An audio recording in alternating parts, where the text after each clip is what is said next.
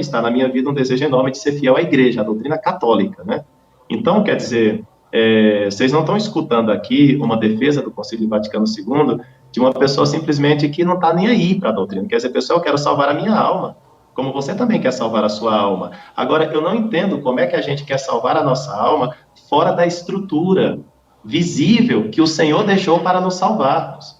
Então, quer dizer, você, católico mais progressista ou católico mais tradicional, deve reconhecer um dogma da igreja que diz assim: extra ecclesia nulla salus. Fora da igreja não há salvação. Então não adianta eu construir uma igreja paralela, que não exista Vaticano II. Não adianta eu construir uma igreja paralela sem Francisco. Não adianta eu construir uma igreja paralela sem Vaticano II, porque essa igreja que você está construindo é paralela. Então, nós não podemos construir uma igreja paralela. É verdade que nessa igreja católica tem muitos conflitos, muitas dificuldades, de acordo, é verdade, mas eu não vou me salvar fora dela. E ela é Vaticano II, ela teve o Vaticano II. Você goste mais ou goste menos, ela teve um Vaticano II, né? Você goste mais ou goste menos do Papa Francisco, ele é o Papa. Então, se você fizer uma ginástica mental para tirar os papas depois de Pio XII, se você fizer uma ginástica mental para tirar o Vaticano II, é isso aí, uma ginástica mental que você está fazendo. Mas não corresponde à verdade da igreja. Então, nós queremos salvar-nos na igreja, né? Porque uns ficam defendendo o chamado espírito do concílio, e em nome do espírito do concílio, vão para uma espécie de progressismo inaceitável na doutrina. Outros, sem nem conhecer os documentos do concílio, já o condenam, e aí cai no tradicionalismo que não entende a própria história da Igreja Católica, né, no seu contexto.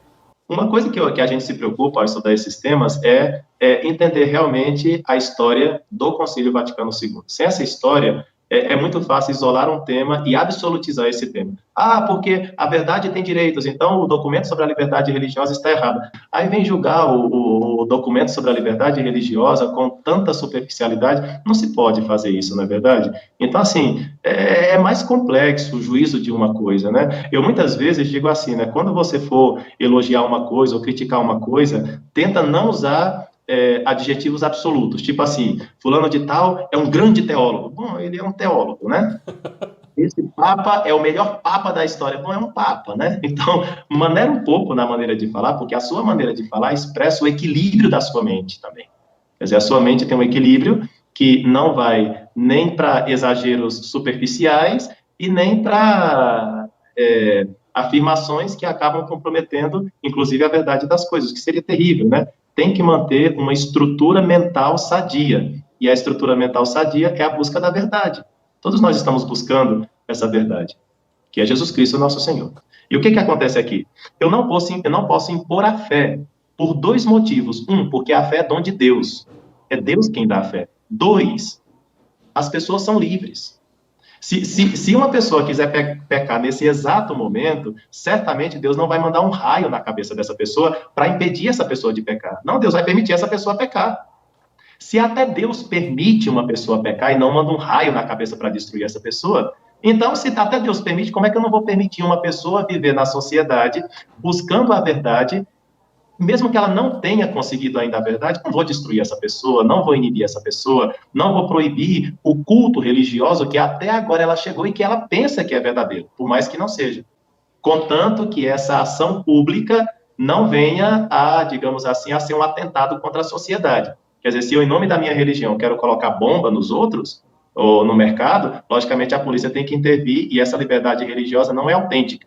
Mas enquanto não prejudica o bem comum, eu tenho que respeitar a consciência das pessoas, porque as pessoas são sujeitos de direitos. Então, por isso, o tema da liberdade religiosa é um tema de compreensão do que é a pessoa humana, sem dúvida alguma, que ajuda muito as filosofias personalistas, ajuda uma compreensão da teologia do que é a pessoa humana, os direitos humanos, e sem dúvida alguma, depois João Paulo II vai contribuir muito com relação à teologia do corpo, né? João Paulo II já estava no concílio, como Karol Wojtyla, né? E ele se interessa muito pelo tema, inclusive no documento sobre a Gaudium et Spes, a Igreja no Mundo de Hoje. Quer dizer, é uma compreensão mais profunda de uma doutrina tradicional. Eu estou aprofundando naquilo que eu sempre disse. Você entende? Então, a liberdade religiosa é o desenvolvimento disso aí, o congruente com a dignidade da pessoa humana. É isso, né? Se a pessoa entende isso aqui que eu estou dizendo, ela não tem crise com o documento Dignitatis Humanae, que é o documento do Vaticano II, que fala da liberdade religiosa. Inclusive, que assim, o pessoal tem que saber de uma coisa, que o problema do bispo francês, o Marcel Lefebvre, né, que é o fundador da Fraternidade São Pio X, não foi um problema de liturgia, foi um problema em torno da liberdade religiosa. O pessoal pensa, porque a missa, não foi a missa. De fato, a missa na Fraternidade São Pio X era um assunto tranquilo, porque o Papa Paulo VI estava disposto a conceder essa missa na Fraternidade São Pio X. Entendeu? Então, não era questão da missa, a questão é que, no caso do Lefebvre, ele não quis aceitar o Concílio Vaticano II, a começar pelo tema da liberdade religiosa.